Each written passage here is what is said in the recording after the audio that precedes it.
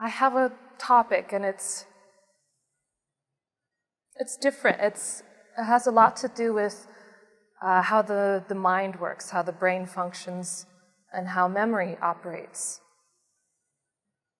And I kind of want to start off by discussing about what is the earliest memory that you have? Like, how far back does your memory go? Like, there comes a certain point in our life in which, the earliest memories start to kind of just drop off. Or the further back we go, the less perfect our memory is. Of people, of circumstances, of, what was their name again? Or what was happening when we were there? It becomes a little fuzzy, a little less clear, less defined in our minds. Now, I remember studying in school that memories are very unreliable. What that is that memories are not perfect recordings. Right? It's not like you store a recording of an event in your mind and you have to somehow find where that recording went to access it and remember it. That's not how memory works. Memory isn't stored in just one part of the brain. And what happens is the mind uses all these different events that's taking place during that memory. Right, so it's using all your senses, for example. So there's one part of your brain that perceives through sight, and retains that memory, the memory through sight. And another part of your brain will retain another memory associated with the feeling, the tactile sense. Another part of your brain will remember something else that's, maybe regarding taste or smell. Maybe there's a certain emotion, right, that's really strong in that memory. And when you go back to that emotion, you can easily go back to that memory, or the other way around. So there are all these different factors that apply when we're storing a memory. And so there are different parts of the experience. They're kind of being separated into these different little pieces that all come together, which another part of the brain does. It pulls it all together to form a memory. But the actual memory, the past event that you are actually remembering, is happening in the present moment. Think about that.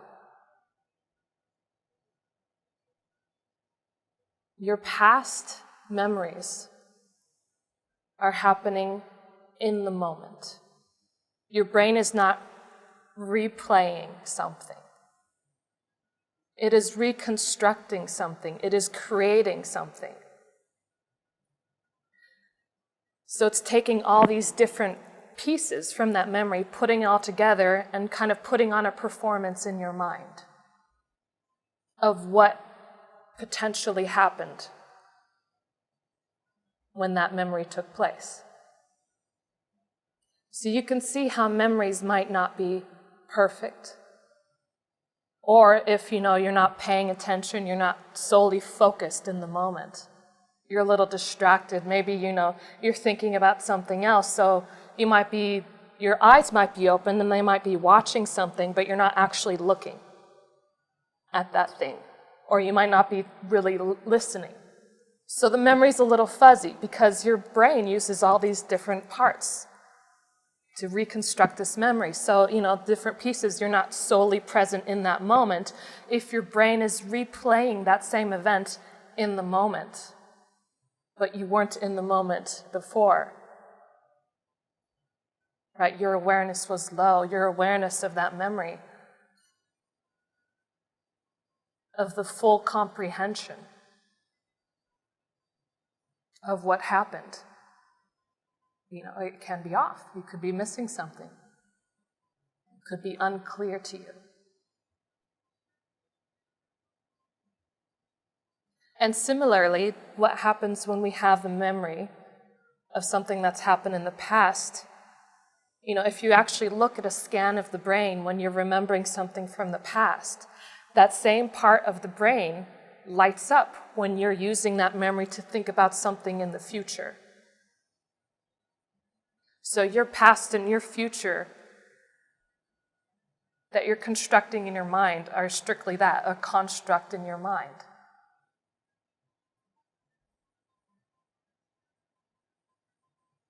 The whole world that you're living in is your own internal world. And you can see how your level of awareness plays a big role into that. Being present, having the focus and the discipline of mind.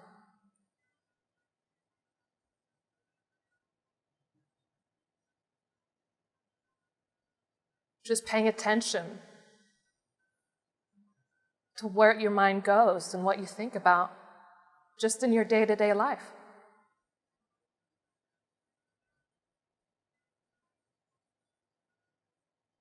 Because if these past memories, if you weren't fully present, if it's missing something, if there's something that you weren't able to grasp from it, right, you're going to use those past experiences, those past memories, to forge your new future.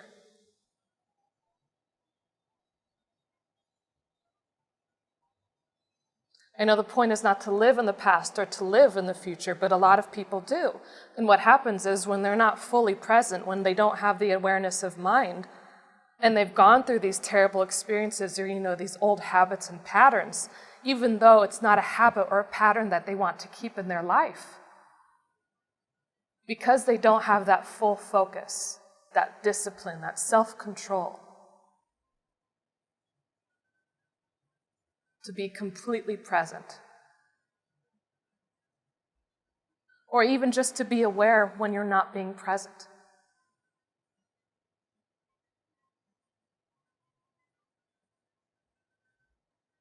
That shapes your future.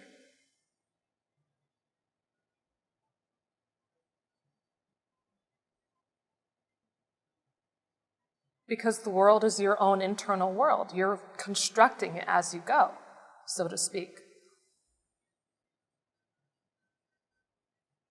And I know there are many aspects of life that life constructs for you.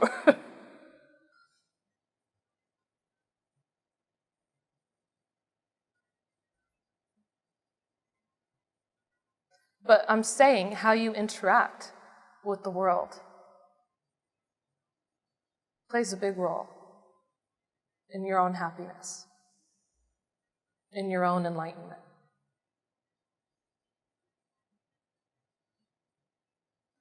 Now, can you imagine if you have these imperfect memories? There have actually been documented studies, right, of false memories being implanted into people.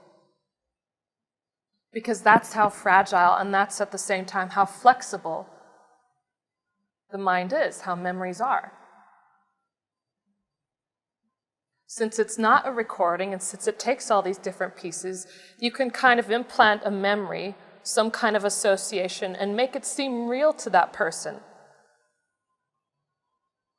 So much so that the mind actually decides to take that information and put it in the actual memory. So whatever knowledge, whatever information, even if you hear a story from somebody else, right, your associates, who you associate with, the people you have in your life, right, how you engage with those people, they create impressions upon you. Now, I'm talking a lot on, the actual brain functioning, but a lot of this has a very spiritual basis. Right? I'm talking in both terms here. Because in all honesty, they're one and the same.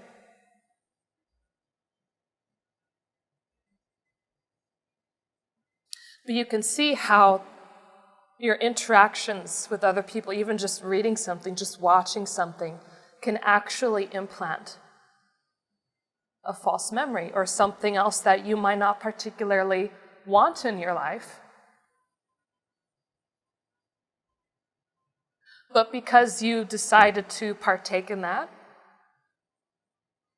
right, you wasted your time, your energy, doing something that you know wasn't of value or wasn't actually beneficial to you, right? That becomes an impression in your mind that you don't even know the subtle intricacies of how it can work its way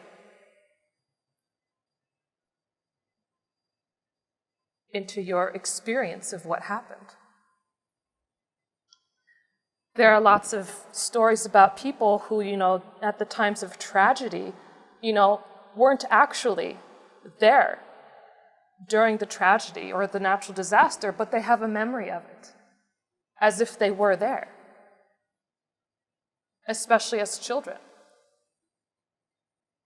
That's because they heard all these different stories, maybe they saw pictures, they saw videos, they saw something played on the news, maybe they used to go to that place all the time when they were younger, and so all these different parts, the brain puts it all together, and it seems like a real thing. But it's very, very wrong. So can you imagine how wrong we can be about ourselves and our own view of the world? How wrong we can be about the universe, about God. But because we have all these little tidbits of information through past experiences, through old habits, through all these different interactions with life, that even though it's not a conscious process of us pulling all these different pieces together, the mind automatically does it because it's still in our consciousness. It's still a part of us.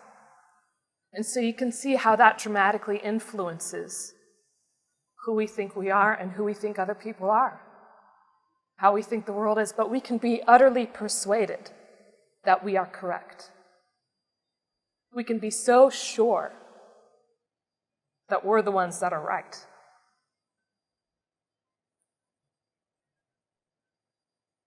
And this is why, so long as you do not have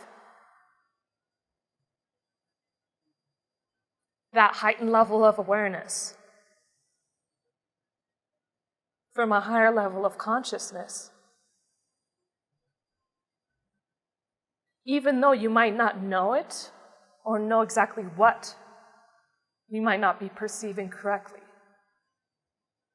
just know that chances are things are going to change, or things will need to change. The mind will have to be reformatted and reconstructed.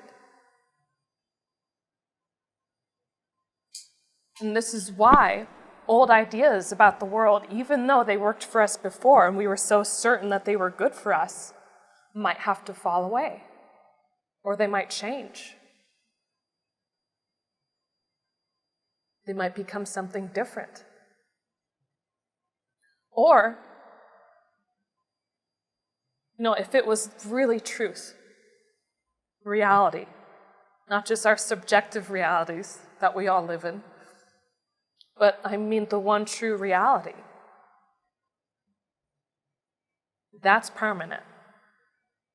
But sometimes on our way to that point, we go through different variations of that, until eventually the concept itself around it disappears and you just become a part of that reality.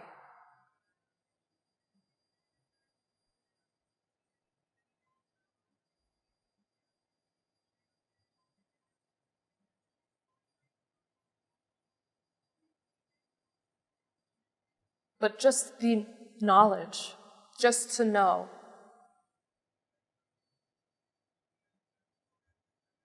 that maybe you're not seeing yourself clearly,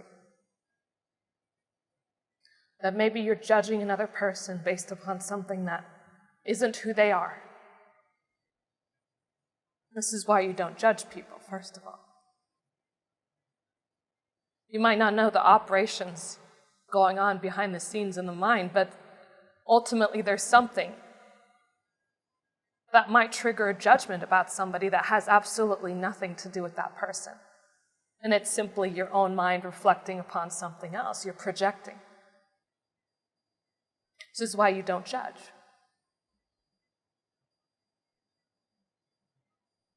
You might feel so certain about something, and it could be a false memory,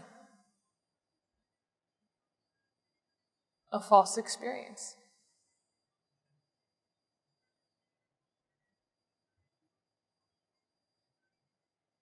Now, what happens when you're in this energy? When you're in the presence of someone like Guji? When you're in the presence of enlightenment?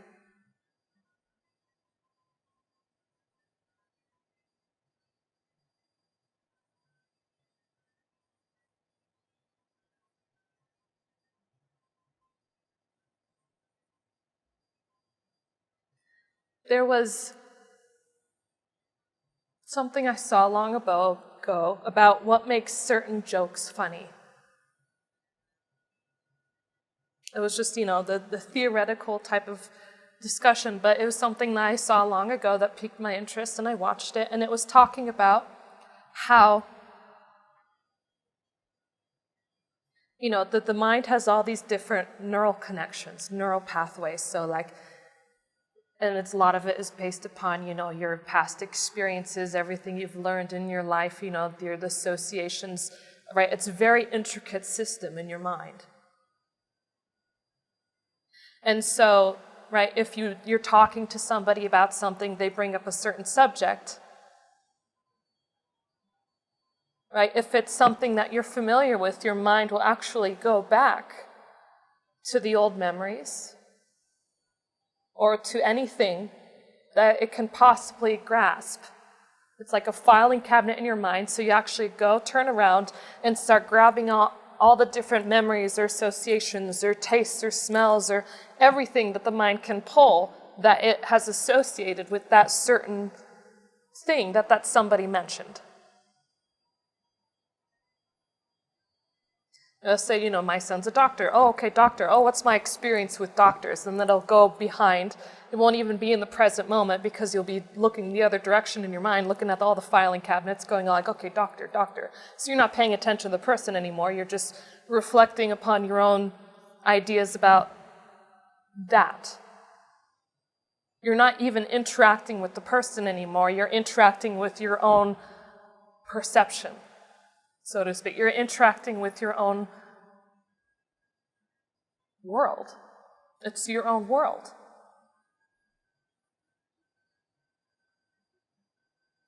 And so based upon whatever you're able to pull from those filing cabinets, that's your new perception about what that person is mentioning right now. They talk about a doctor. Oh, I don't like doctors. Why? Because I had a bad experience with this one doctor 10 years ago. And it's not like you're thinking about, 10 years ago of that bad experience. But it's made such an impact in your mind that every time the word doctor comes up, you just go back to those feelings of, ooh, I don't like that. Or anything. So what happens is, what makes certain jokes funny? And I love this topic. So what happens is the mind starts traveling down. You start a joke. Like, for example, there's, if you've heard the joke, why did the chicken cross the road? And so you can imagine that the first time that joke ever came up, the first person that ever thought of that joke, thought that how the mind would work in trying to understand, well, why did the chicken cross the road, right? It's such a simple scenario, but it's at the same time strange, right? We're talking about a chicken crossing the road. Why is it important that a chicken would cross the road? So the mind starts, overcomplicating things. Tries to understand, well, why did the chicken cross the road? Somebody just asked, do you know why the chicken crossed the road? And they're like, what is this? A chicken crossing the road, why is that important? Well, okay, let's find out. And it tries to overthink and overcomplicate everything. And then the answer to get to the other side.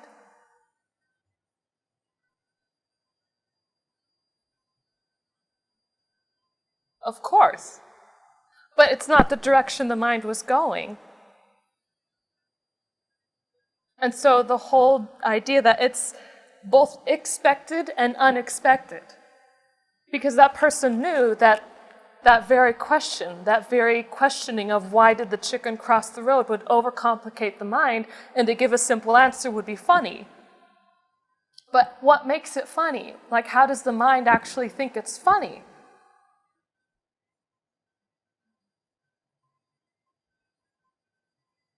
It's because the mind actually uses, right, energy, and it kind of directs this energy down a certain pathway that's already established in your brain, in your mind. You can say it's an old habit or an old pattern. I'm using keywords here for you to remember. Okay. So the mind starts traveling down this old pathway, and it starts looking for the most practical or expected, or maybe even not so practical, but something that, we can relate to because it's our own experience. So maybe not practical at all. And so it starts using this energy, and it's like building up this energy because it's traveling down this direction. And so it starts going down one pathway thinking, okay, this is the answer, this is the solution to this question, this problem, because the brain obviously tries to solve problems by overcomplicating things. So it tries to, solve this problem. Why did the chicken cross the road? And it thinks of, okay, here are potential answers, and it goes down those roads of those potential answers. But then something else comes up that's not expected.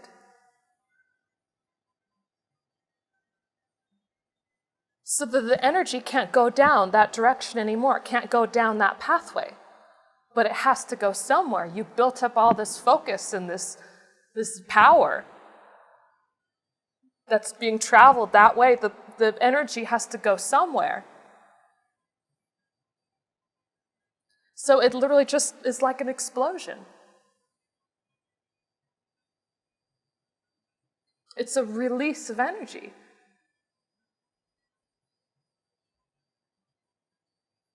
And sometimes depending on where it goes in the brain, it can just cause you involuntary laughter. That's the scientific explanation behind it, as it goes into, maybe one of the motor pathways. They're not really sure of what happens, but they know since it can't go down that path, it just kind of explodes somewhere else. And that makes it funny. That's why we start laughing. Even though it's such a simple and, foolish joke. But it's funny.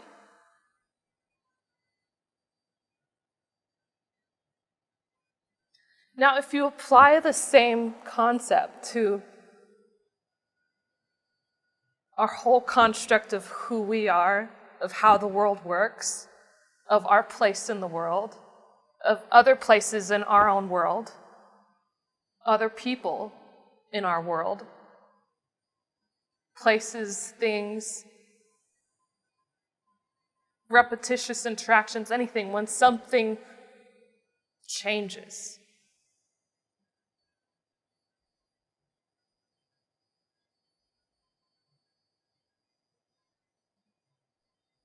It's like an explosion of energy. It's a release.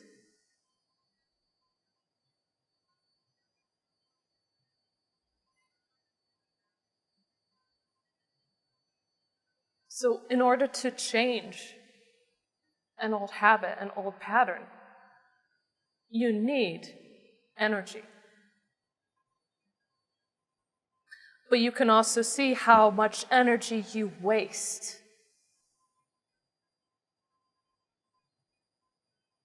living these old habits and these old patterns and these old paradigms that have absolutely no benefit for you anymore, if they ever did. You can see everybody, otherwise you wouldn't be alive. You have some level of power and energy. You need energy just to be alive. When I'm talking about energy, that's, to put it simply, in my terms, it's just God's presence.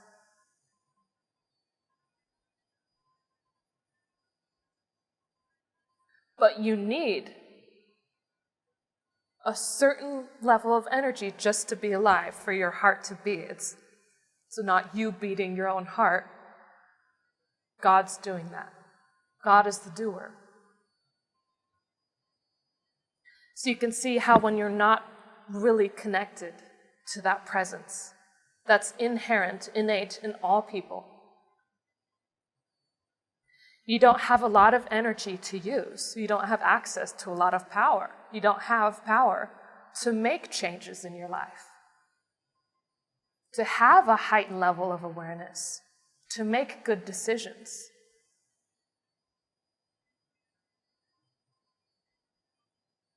To make things happen. So you can say that's the lower consciousness. You don't have enough access to that energy and that power. Now, you've done something right to be here. By grace of God, you're here where this being literally transmits consciousness and awareness to you.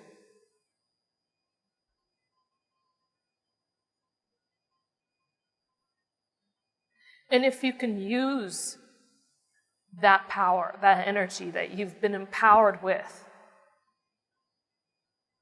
to focus the mind, to make changes in your life, to have the awareness of the places and the circumstances where things are going wrong, to recognize why it's going wrong, and to work to making it right again, to changing something, even if you only change one thing. Sometimes it sets one thing, because like I said, the brain is such an intricate system, or you could say the mind is such an intricate system that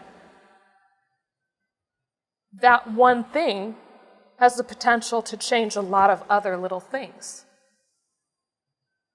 and might even cause a big change. But when that one thing changes, you become empowered yourself. You create your own empowerment through God's grace, right? This is all God's doing. We are not the doers. That's where a lot of transformational leaders and a lot of people who have, had a lot of power, maybe from past lives, or, they've done something and they've gained a lot of power, but their ego got in the way and they started thinking, oh, I did this. It's through my special trick, my special technique, this certain way of doing this. I've discovered something new, or I found the latest new technology in how to change your life. That they completely overlook the part that God has to play in it.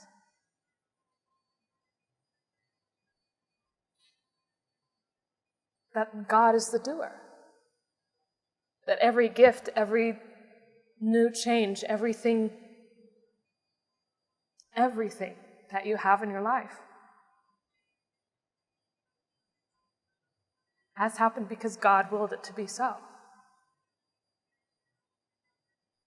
The power that you're using is not your power. It's the presence of God. It's God's power. It doesn't belong to you. Your own life doesn't belong to you.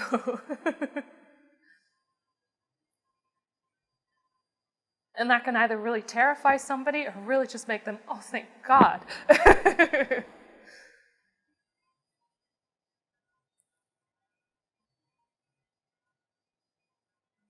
But you can see how when you make a shift in your life, when you change something, when you go in a different direction that you never went before, when you break an old pattern or an old habit, because you've been empowered, because you've been on these workshops, because you've been getting these blessings, these energy transmissions, whatever you want to call it, it's God ultimately. That when you're empowered with this, right, you can make change in your life. A lot of people, when they don't have access to this, it's like they live the same life day in and day out until they die. And you're like, why don't they do something different? It's because they just don't have the awareness. They don't have the power to do that. Because even awareness requires power. It requires energy.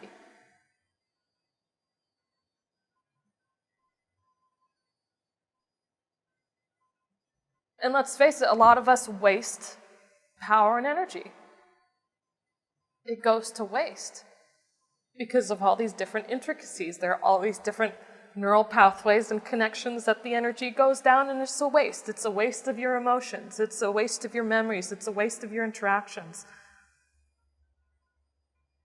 I say more often than not, it's a waste of your emotions. When you're too emotionally involved in things, you're using energy. And a lot of times you have very little to no control of your emotions. It's just like,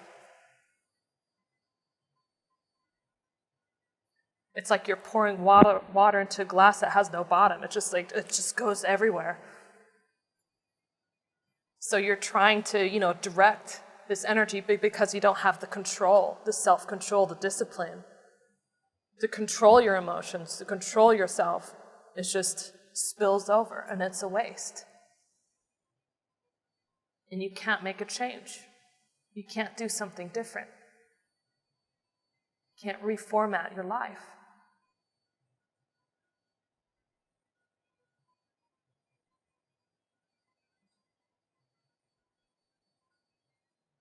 So when you have these empowerments,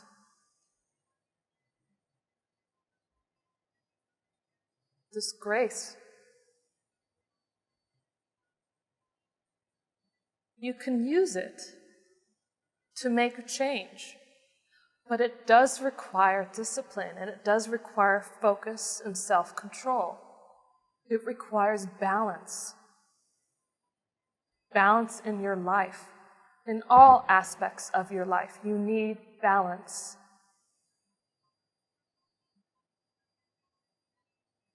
That's one of the most common things that I see is a lot of people, or people who are following a spiritual path.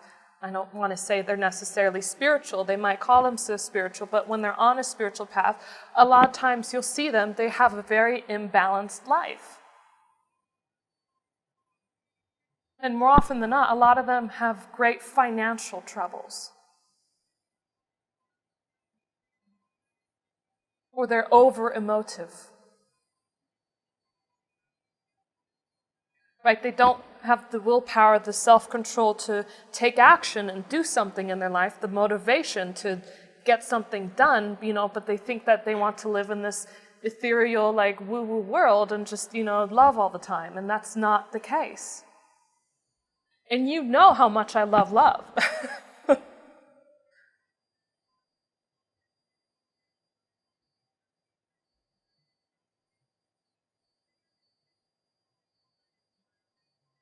Everything requires balance.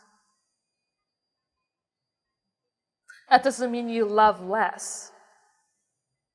That's not what I'm talking about. You love more, definitely. More than you can even understand or comprehend. More than I can comprehend.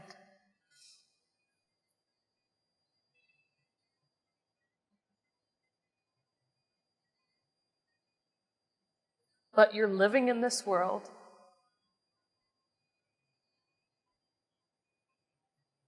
You have a house, you have a mortgage, you got to pay taxes. You have, ambitions, aspirations, whatever it is. You want to do something good for the planet. A lot of people I hear want to do a lot of good things. That's great.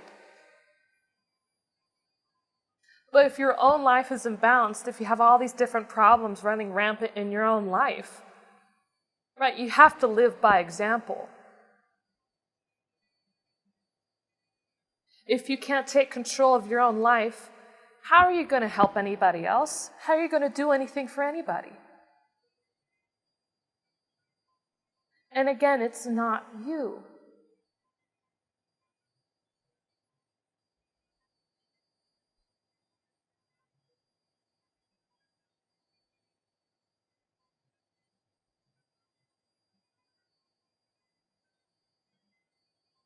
Because to create a pathway, to create a new pattern, a new way of doing something, right, you have to have the control and the discipline to keep at it. You can't just do it once and say, okay, I did it once, and then everything falls away, and then you revert back to old habits. It's because those pathways are more established in your mind than the new one you're trying to create. You have to keep doing it. It requires discipline. It requires consistency.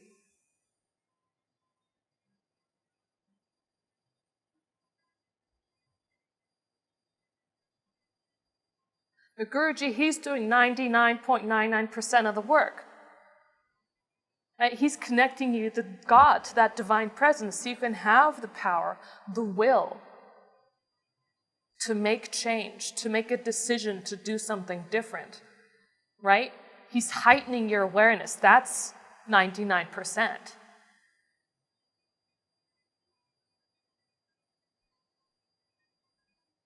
Is Guruji administering this to you and you being able to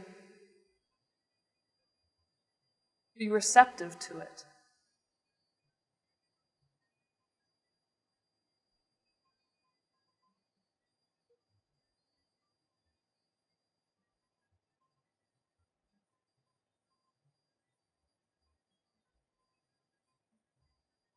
And sometimes even that receptivity on its own requires you to develop the mind.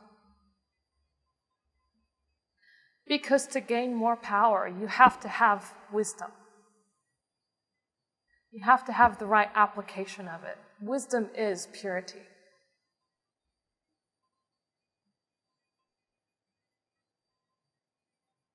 Right? What are you in it for? If you're in it for selfish reasons, you might get a lot of things that you want, and that's great, but you won't be fulfilled or happy by it. But you'll have a lot of nice things. Or, maybe you'll have you can change your life, and it'll be a better life. But if you're looking for something more, for that ultimate fulfillment, like, what is your purpose? Why are you here? Everybody's purpose is enlightenment. I don't care what anybody says, what's my life's purpose? Why am I here on this planet? It's the same for everybody. I can guarantee you that. It's to become enlightened. When you get there, do what you like. Well, God will do everything through you.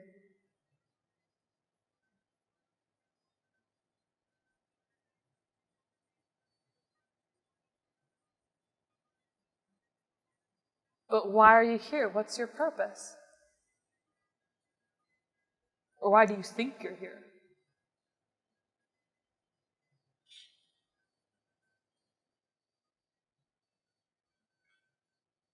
Every time you release an old idea, you give up something, you let go of something that you've been holding on to for a long time. About, even, like I see a lot of this, people's ideas about spirituality and what a spiritual master is changes all the time being around Guruji. Because they're so used to seeing, some man in a robe with, long beard and long hair who says things that please you all the time and make you happy and feel good. And then you have Guruji who says, bastard! And everybody panics because there's an explosion in their brain and they don't know what to do. They're like, wait, what? But he has all these signs, but he says bastard all the time. So what?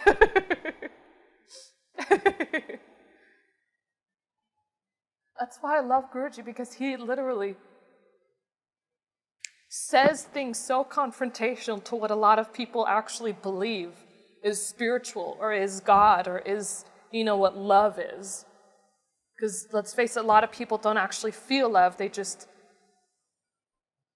it's more like the want to love or the love of love, but they don't actually feel the love yet. But they have a love of love. Or they think they do. And so they're like, that's not how someone should behave if they're truly enlightened. And you don't know. You're not enlightened.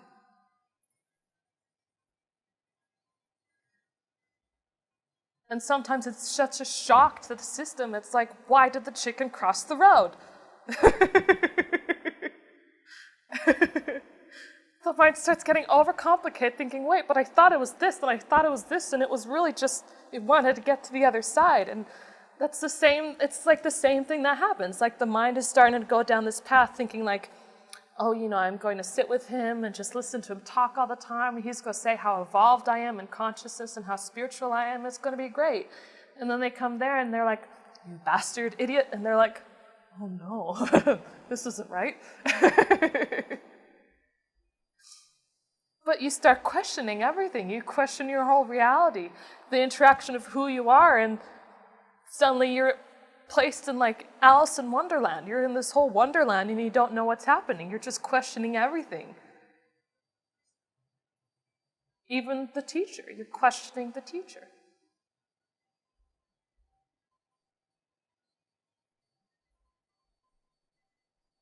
When you're able to finally release that, let go of it, try something new with consistency, if you want to really hold on to that. Right? You have to constantly apply energy. You have to apply your willpower. You have to keep applying yourself. And then you can make that change last. Otherwise, it's a temporary benefit. Right? God's grace is the fact that you have the power to begin with. The willpower is God's grace.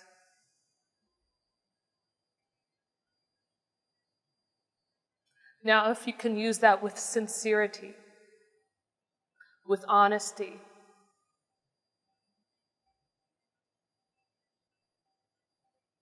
with the best wishes in your own heart and mind,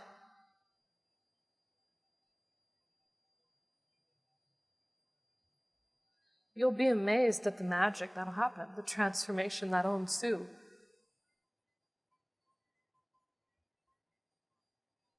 Old patterns, old habits, old ideas, old ways of living that you thought would never go away, that you thought were who you were or are. They're not who you are, but through the grace of God, if you can really just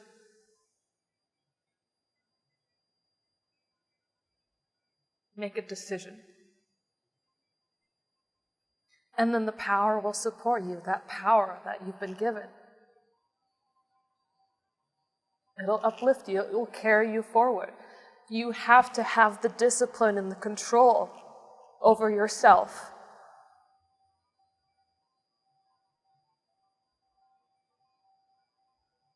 To direct it to an extent. And that direction is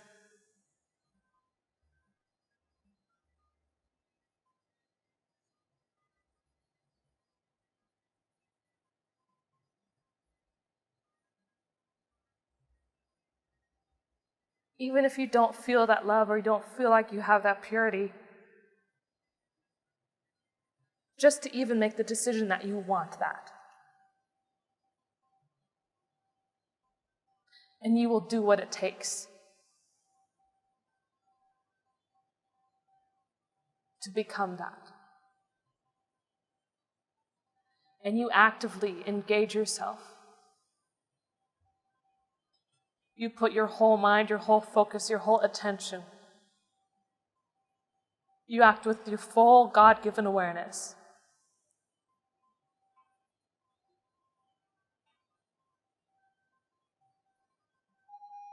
You will be supported. This light, this grace will support you. And when you actually make the change, it's a testament to your own purity. It's like when you release an old pattern, an old way of living, and you realize that there's something new that you didn't know even existed before. Right? You didn't even see it before because you were so focused and you were so sure that this is the way that life was being lived. And this was who you were. So you're expending all this energy on things that have no value or use to you. But when you're able to focus that and with true sincerity and devotion to a higher purpose other than yourself.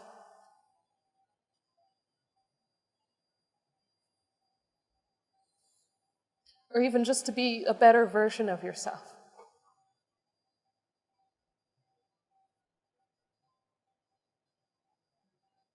Right? Intention does help to direct the path. It's that wisdom.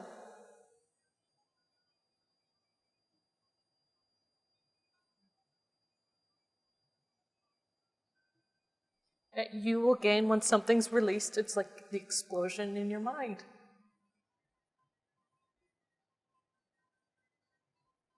It's like God supports you. You have more energy, more empowerment to do more things, to take more action. You have a greater awareness than you ever did before because you were so tunnel visioned that you didn't see all these other opportunities. And when you broke that old pattern or that old habit, right, you left that tunnel.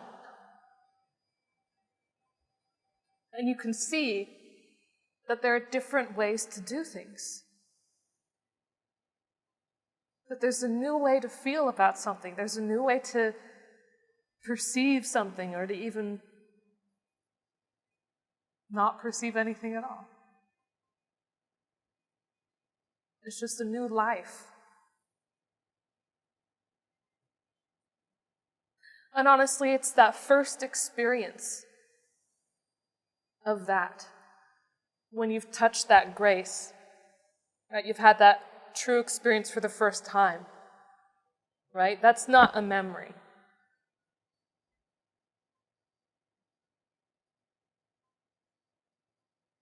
Right? When you have a moment in which you touch upon truth, it's not a memory. Right? It's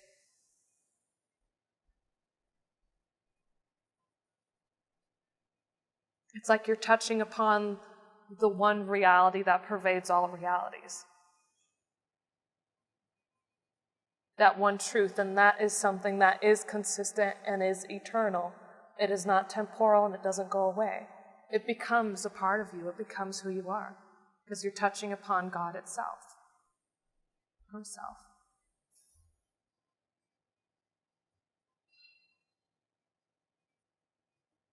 And when you touch upon that, you're filled with more energy, more power. Keep going. And you can use that to make more shifts and changes in your life.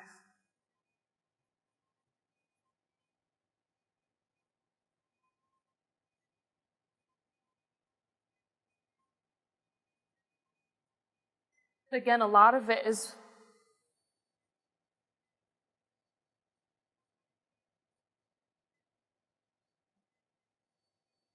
where you apply your whole heart and mind. It's the decision itself.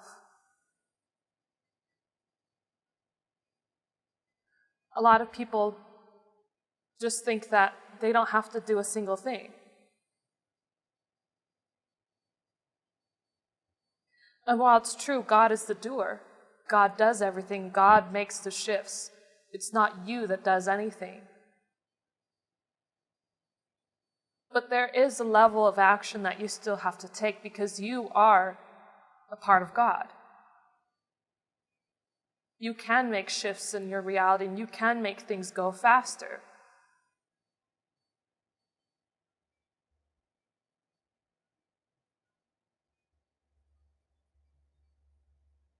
And when you really take action and do it with the purest of intentions, you are supported.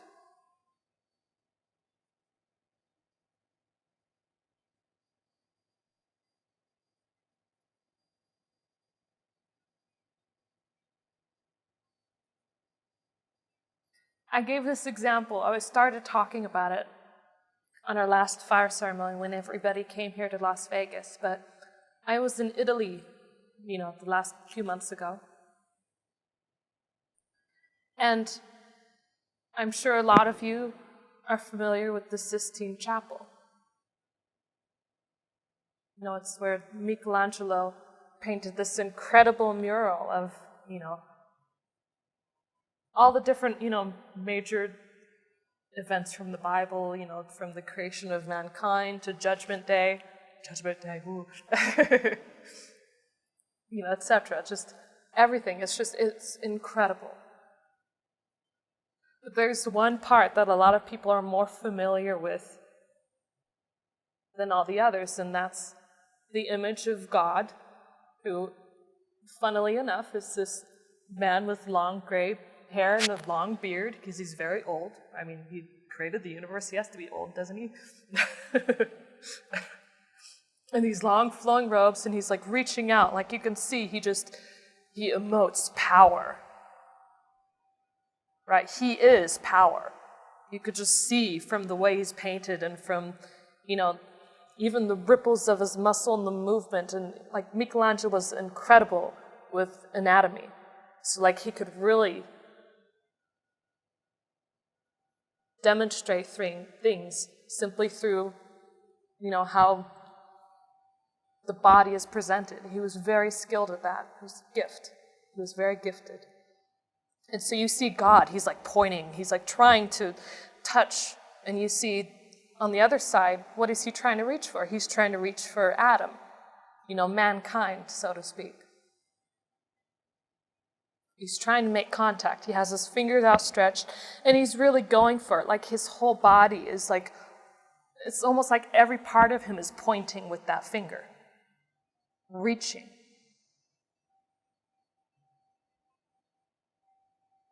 And this is the part that cracks me up. Because you see that and you're like, oh wow, look at him, he's really going for it. And then you look at the other guy, you look at mankind, and mankind is literally just like leaning back. Like one arm is like on a sofa. He's not on a sofa, but it looks like he's just leaning back on a sofa. And like just one hand is just like, I'm not sure.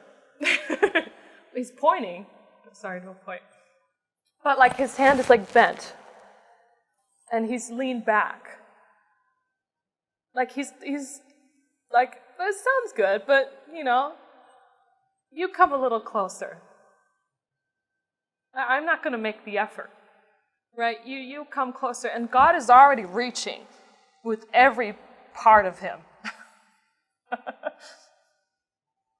Like the full body's just forward and reaching, and he's just kind of leaning back a little and just relaxed and like, he'll come to me eventually. That absorption with self, with I'm too comfortable, or complacency. I don't want to do anything different. I don't want to shake things up. Things could be better, but I'd have to do something different. I'd have to let go of something. I'd have to give up something. I'd have to expend energy that I'm not willing to expend on this.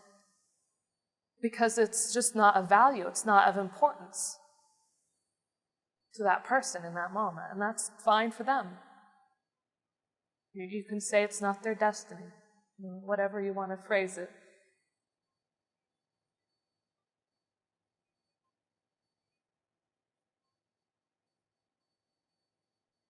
And another part of the image is you see that God, where God is coming out of, it's not a cloud in the sky, or it's not even the sky itself. Though a lot of people, they haven't looked at it in detail enough to really see where God is emerging from. But when you see the structure around the image, the painting of God, you see it's actually the human brain. It's the mind reaching out. It's saying change is accessible. It's available. Right? You're given the power to do that. God is reaching out.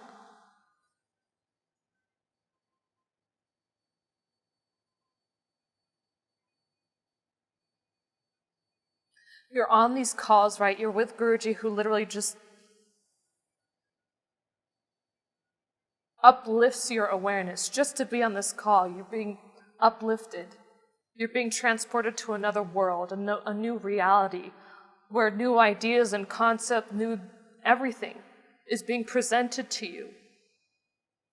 And if you can apply this power that you've been gifted, if you can just focus, have the discipline, make a decision to do something better with your life.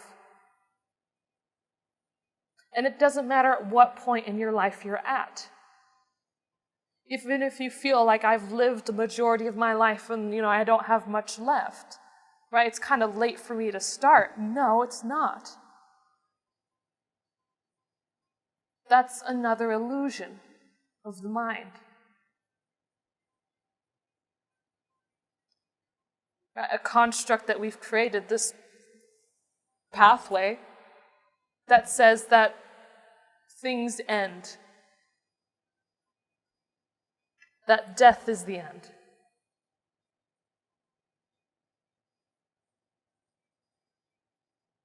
That old age is when, things start to decline. Everything.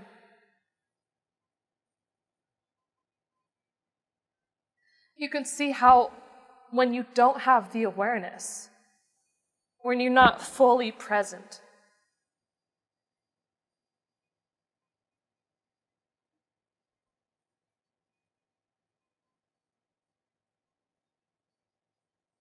how much these little intricacies, these subtle impressions from the ego, from all these past experiences, from teachers, from relationships, from these old conditionings that we've had, and then these old, we could say the fate and fortune that we've brought into this lifetime. How when all these things are combined and then we just on top of it, we don't have that discipline, that self-control, and that awareness to really focus the mind. Or even just to be completely absorbed in God. Right? We spend our time, we invest our time and our energy in trivial, unimportant things that don't matter and just make us feel exhausted in the end. And we say, why do I keep doing that? So you can see how these little impressions that we get, especially over time, become so ingrained as a part of who we are that it's not even a decision in our mind. It's just something that we go to.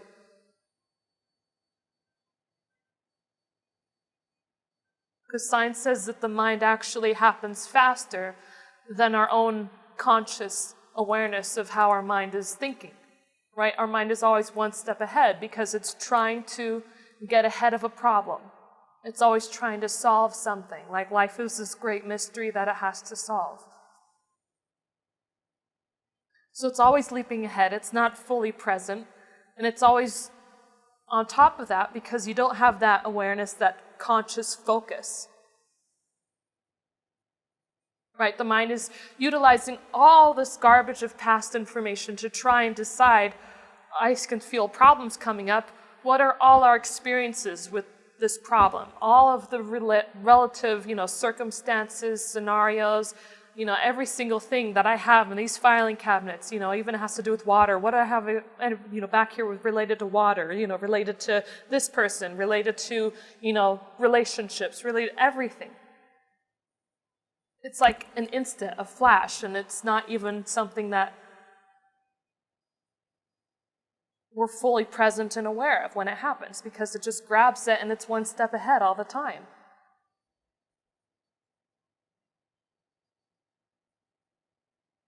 And a lot of people, they just go with it instead of recognizing it when it happens that, oh, this is projecting, or, oh, I'm making a rash decision.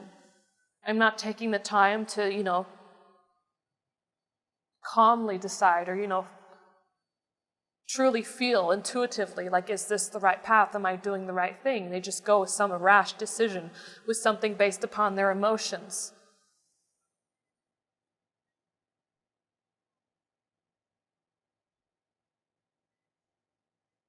Right? They're very reactionary. They just react.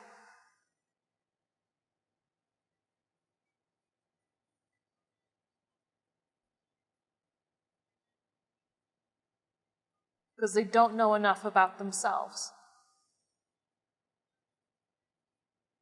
But for some reason, they feel like they can make the best decision for themselves, even though they don't know a lot about themselves. Not really.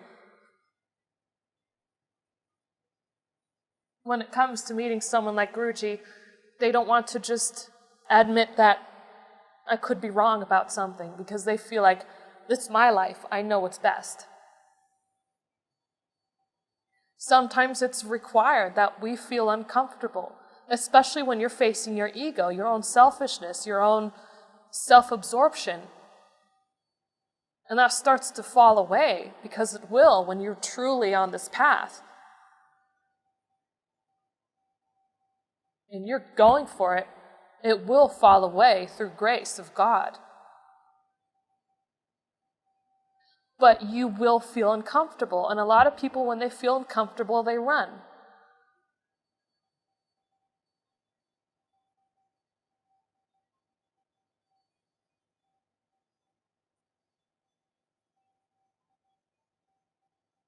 Instead of focusing on the outcome, the end goal, what is the purpose?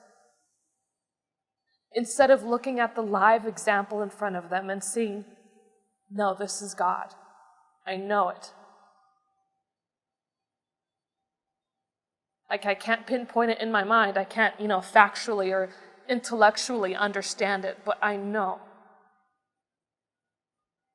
that God is here, that I've been touched upon by God, by the grace of God. I know you know it. That's why you're here. You're still here.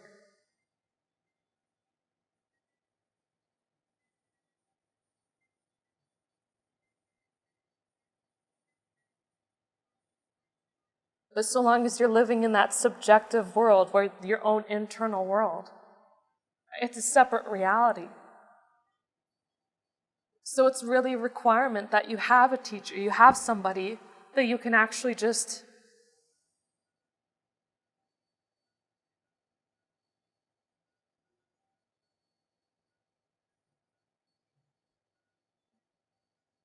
surrender to.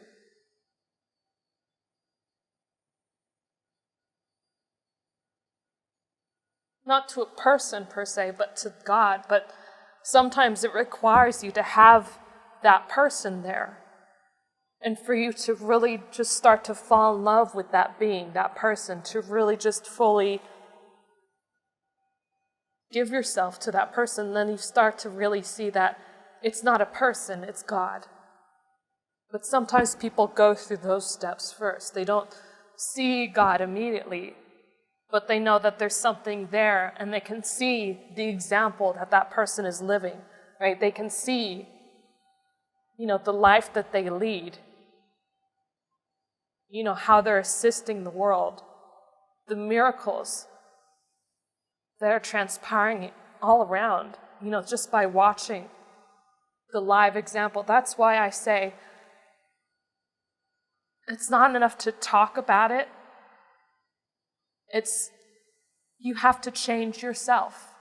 That's the best way to change the world. It's not like my life is a mess, but I can still help other people. I mean, that's a good mindset, that you want to help other people, but you have to live through example. That's the best way to show and demonstrate to other people that there's another way to life.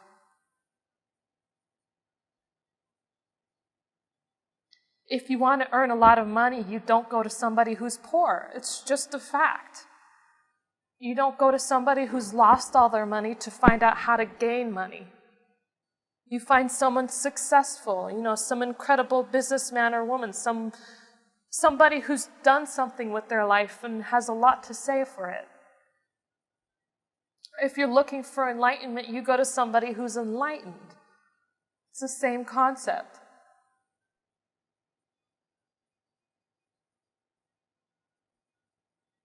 And you dedicate yourself to the teaching, to truth.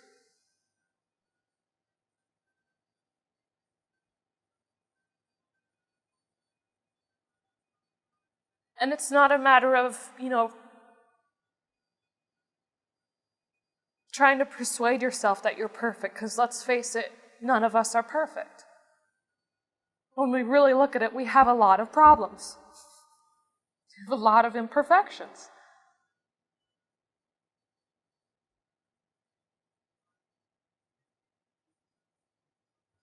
But to completely ignore them is just pure ignorance.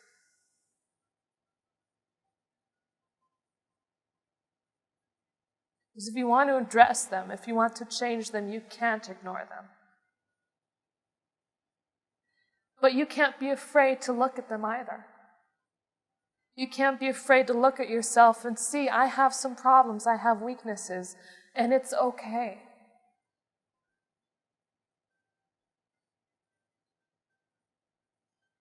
It's okay because I know I want to do something better. I know I want to be a better person. And then using the power that you have, the empowerments you've been given, and following the teaching and going, okay, I'm going to take action and I'm going to do something different right now. And keep doing it. Consistency is key.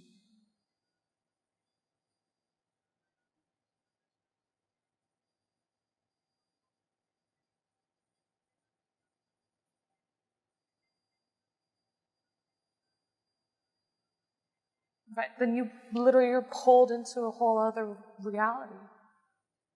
And you'll see lots of yourselves and lots of things that you might not have even thought you had before. Lots of different qualities and characteristics that you thought didn't exist with you.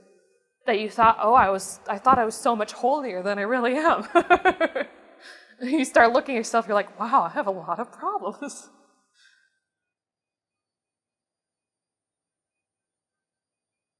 And it's okay because you admit and you acknowledge them.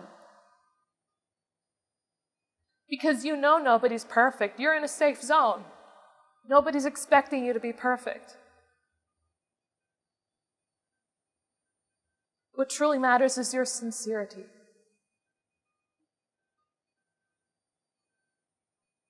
Sincerity is caring. It is dedication. It is loyalty.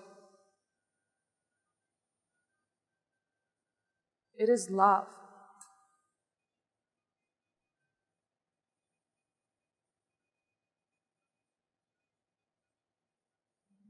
You'll do what it takes.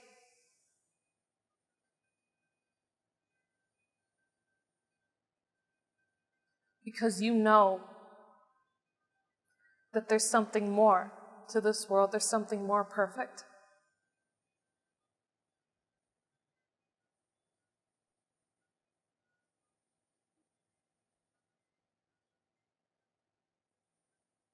You have to face all those parts of yourself and accept them, ironically enough, to let them go.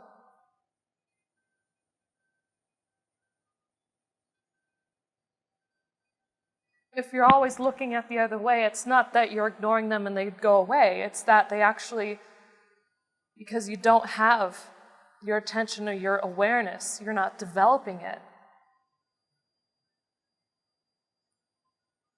You're not paying attention to the things that are on fire around you. You have to actually face the fire and pour water on it, right? But if you're panicked too, if you're afraid of it, if you don't know what to do, if you don't have the water to pour on it, which is the power, the grace of God, like you can't do anything. You lose control, you start panicking, you start screaming, running around, more things catch on fire, eventually the whole building goes down, it's just a mess.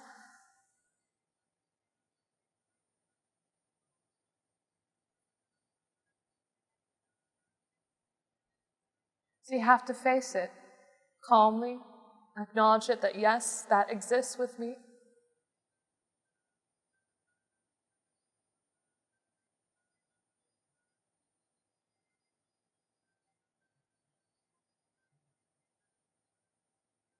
And don't let it overpower you. Because the very essence of what you are a part of God.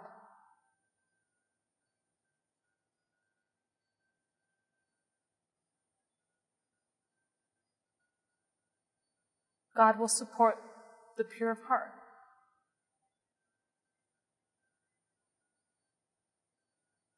Always.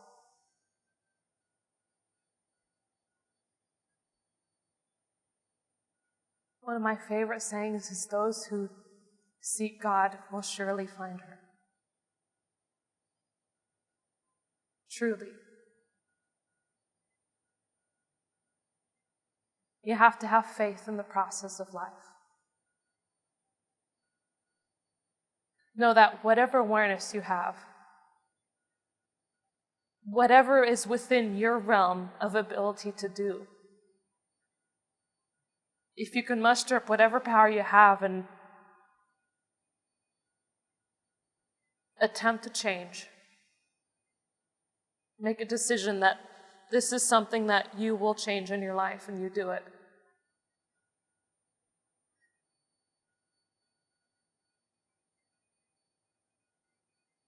With full dedication, full sincerity, you're always supported. Always.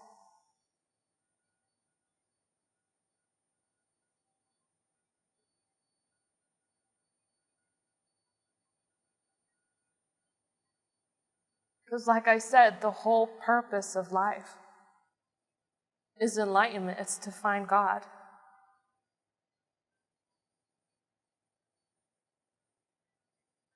And the journey for that is different for every person. And sometimes people need to go through different steps. They need to do things with their life. They need to achieve something.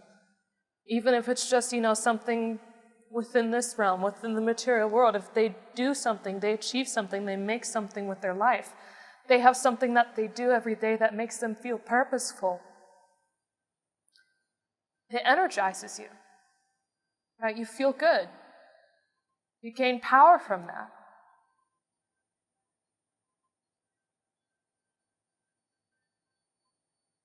You could say the same thing, like a lot of people who are financially unstable, it's very difficult for them to really focus on God, even though they're the spiritual people, a lot of them. Now, spiritual people doesn't necessarily mean you're on a spiritual path. There are many people who you can say are very highly evolved people who have a very evolved consciousness who are not on a spiritual path. So don't make a judgment about anybody. You don't know. This path is not linear. It doesn't go on a direct path, and it's not like things happen in a very sequential order. It's not like first you learn this, then you learn about that, then this happens, then that happens. Right? It's a unique path for everybody. Because you're facing your own reality. You're not facing mine or somebody else's. So something that you might have already understood, that might seem simple or common sense to you, might not seem like common sense or something simple to another person. But at the same time, that does not mean that that person is less evolved than you are. That they haven't done the work in other parts of their life, that they haven't experienced or had moments of truth with other things. Maybe not the specific thing that you've understood. But it's not a linear path. It doesn't happen in a very specific order.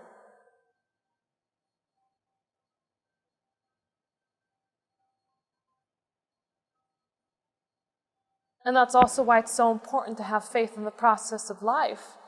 Because if you don't have a point of comparison, you kind of feel lost.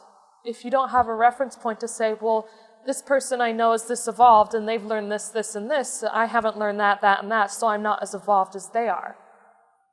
Right? There's no point of comparison. Not when it comes to actual comparison with another person. It's strictly your own relationship to God. It's your own connection, and that's it.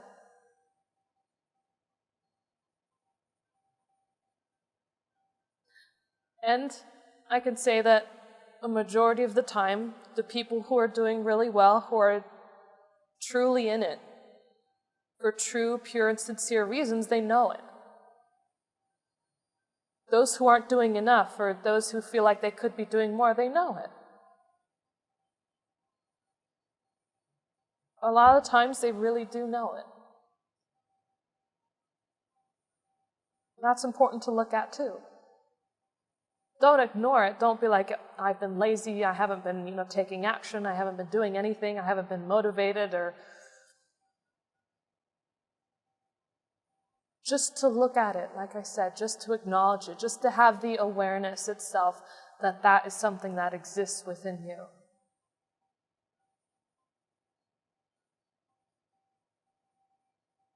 It starts something going, just to have the awareness itself.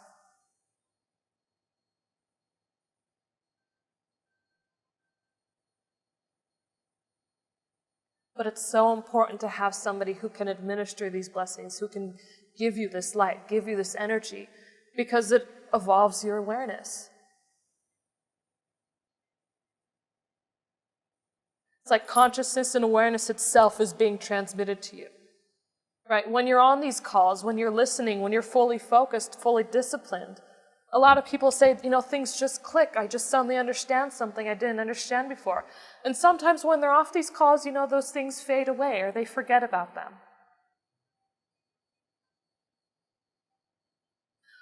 When you have that click, when you have that newfound awareness, right, if it's something that you can apply, use it. It's like you're being shown there are other ways and other paths to do things and to live life because you didn't see them before. You weren't aware that they even existed. You had no idea. And suddenly you're here, you're being transported somewhere else in a whole other world, a whole other reality, and then you're suddenly like, oh my God, I never saw it that way before. Awareness. I never saw it that way before. I get it now. And even those I get it now, it's like you could get something, you feel like you understand it, and then that understanding falls away. You're like, oh, I didn't understand it, but then something else replaces it, even stronger than before, but eventually everything falls away.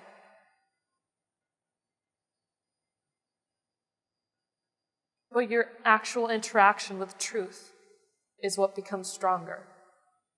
Your faith.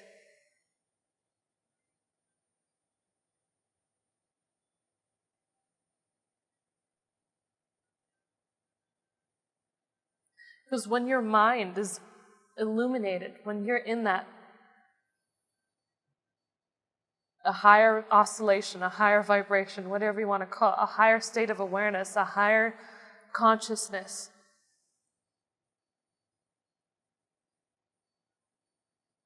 it doesn't matter the life that you're leading, the life that you're in, not necessarily. Whether you have things or you don't have things, whether you have a partner or you don't have a partner.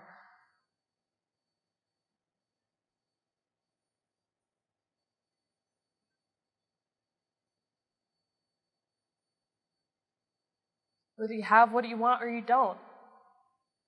You're still happy. It doesn't really disturb your peace.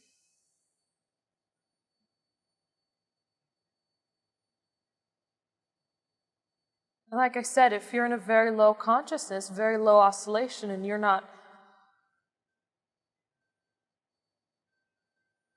mind's not in that place. It's not illumined. It's in a very dark world. It doesn't matter what you have. If you're miserable now, and you're trying to do something in your life, and you think that it'll make you happy if you get this thing or you get that person, I mean, true, doing something and having achievements, it can give you more empowerment, but if you're in a dark place, it's not going to fulfill you. You could have everything you want, and if you're in that dark place, if you're in that low level of consciousness, you'll be miserable and have everything you want.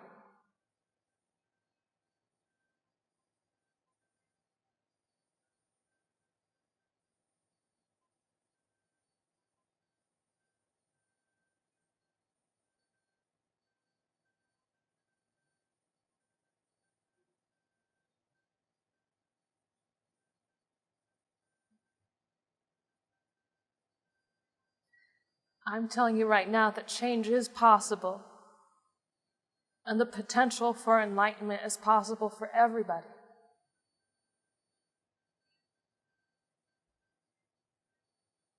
You can go as fast as you want. Just what are you willing to do? What are you willing to give up? What are you willing to change about yourself? What are you willing to let go of?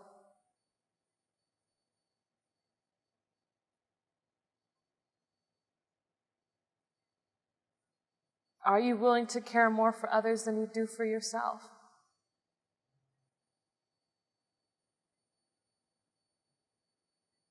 Because really, enlightenment is not about yourself.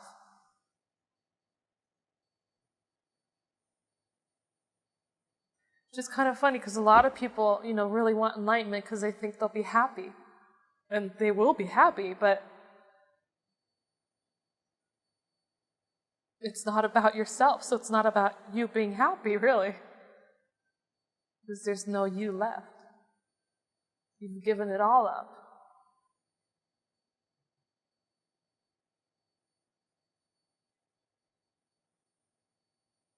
But it's that willpower, it's mankind, the will to reach.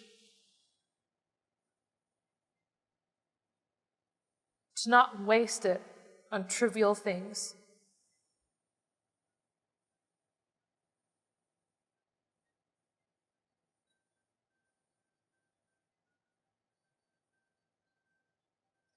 Don't get too emotionally involved in other people, caught up in their stories and their lives. It's a waste of your own energy too. You can have compassion for other people. Like the moment I heard this and it clicked, I used to get really emotional about a lot of people. It's not about feeling emotional, you hear somebody's story and it's not about being emotionally involved. It's, God is taking care.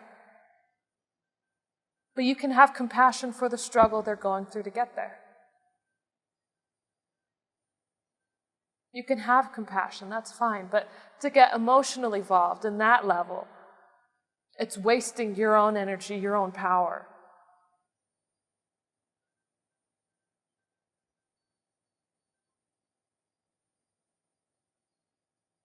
If somebody's else miserable, what's the purpose of feeling miserable with them? Right? If you've been having a good day and somebody suddenly, comes to you and they've been miserable, you can have compassion that they're, going through time of misery. Yeah, of course, it'd be great if they could be happy. And if there's anything in that moment that you can do that'll make them happy, that'll be great too. But to bring yourself down with them,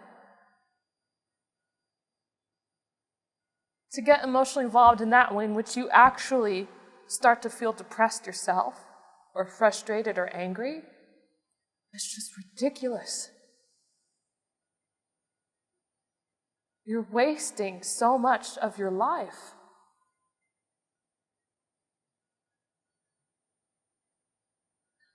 But I notice a lot of people feel when somebody comes to them like this, that it's almost like an empathetic thing that, but I have to feel emotional, I have to feel upset with them to show them that I care.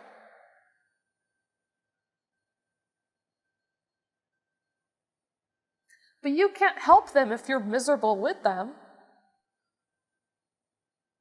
It's not caring. By bringing your own energy, by bringing yourself down, you can't help anybody. If you're in a lower consciousness, you can't help anybody. You live by example. You don't be miserable with them, you show them the beauty. And of course, it's not you can just show it to them and they can see the beauty, but you plant a seed, you do something, you live by example, right? You demonstrate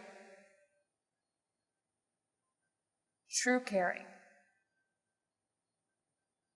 true devotion, true love, true happiness, true peace, true contentment, whatever it is.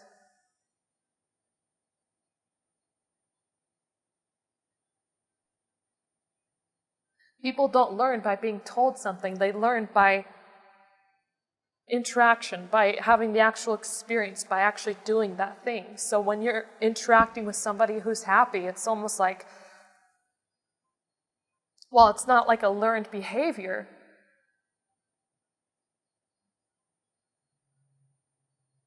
It does something. It creates a shift in that person.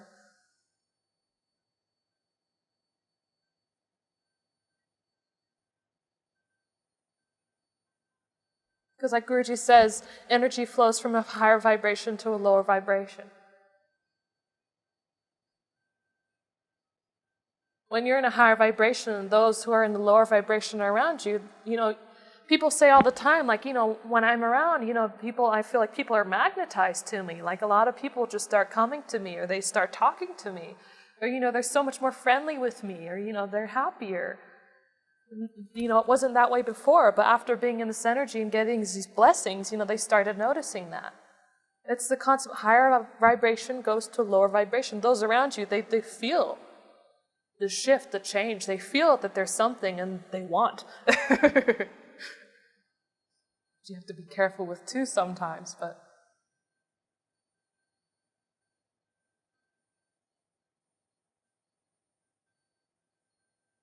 you can't just go throwing away your energy, because then you have nothing left for yourself.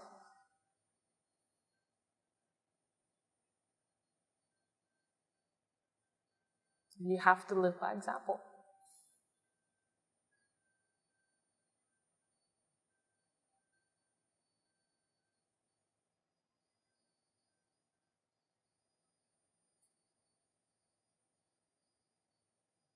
I mean, there's so much beauty and there's so much love in this world. You just haven't seen it yet. You haven't experienced it yet. Maybe you've had a taste, but there's so much.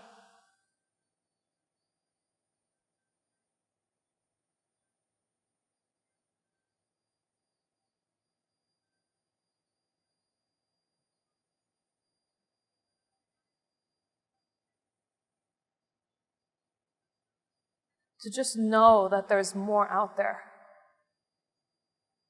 that there's a more perfect world, more perfect reality. And if you can give everything, you have to try and bring yourself there.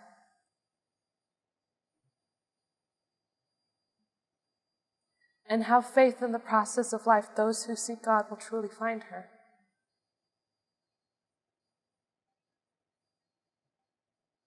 Things will literally just fall away. You worried this would happen, it falls away. You feared this would happen, it falls away. Or sometimes it comes to be and it passes and you're like, I was afraid of that.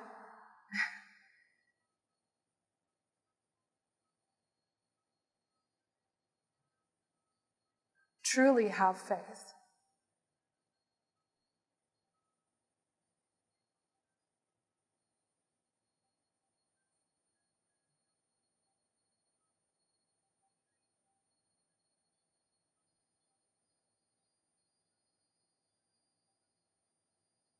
If you really want it and you give it your all, you'll get there. Eventually you will get there.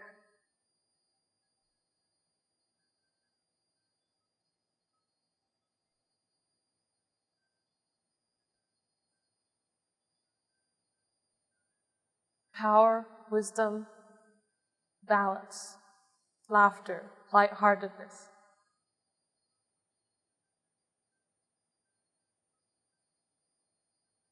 You'll get there.